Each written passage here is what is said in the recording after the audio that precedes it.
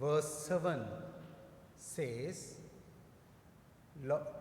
God tells Samuel that men look at the faces to judge, the outer appearance of men to judge, but God looks at the inner self, the heart of the person.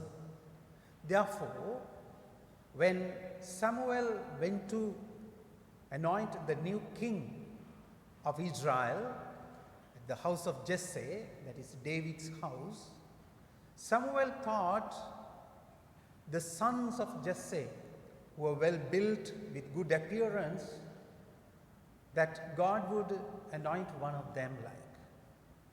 But God chose the most meek and humble person in that family, David.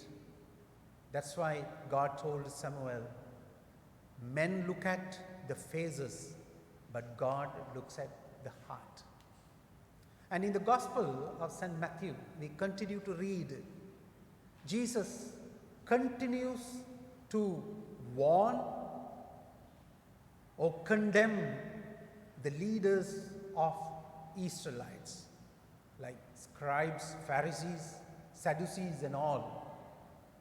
Look at the words, the strong words he is using.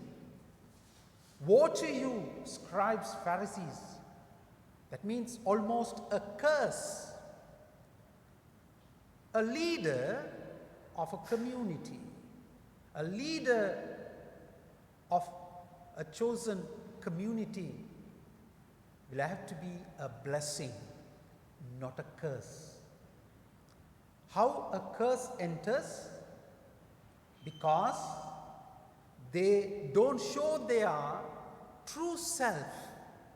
They begin to pretend, show something outer appearance like very holy, very dedicated, following the commandments of God, but in their inner self, interior life, they are far from God.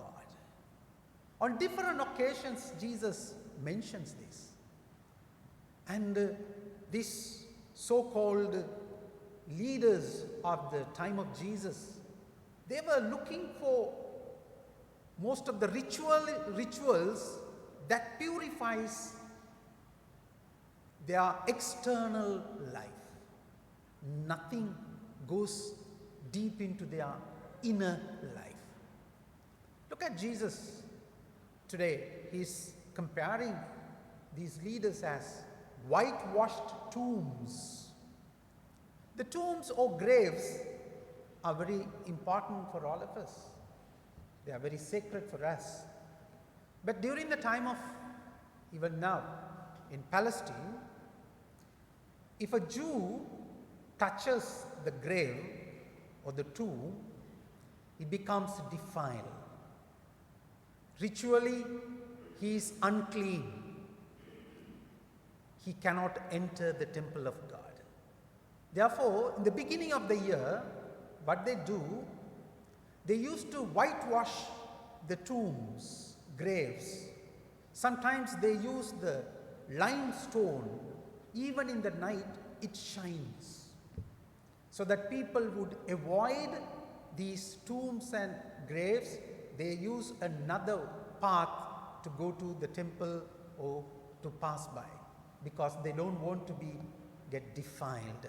They do not want to become unclean.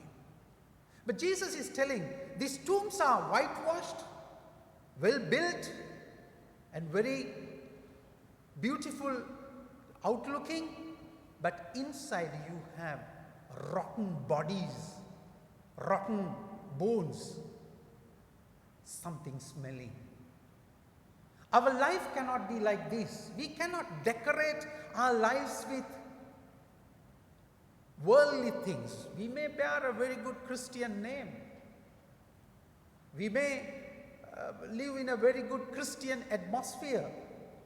But if our hearts are not with God, if hearts are not pure, if our inner self is not spiritually nourished, we become like these whitewashed tombs.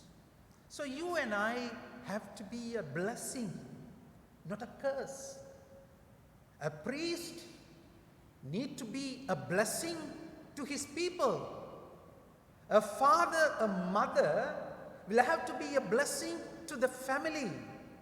You all have to be a blessing to us,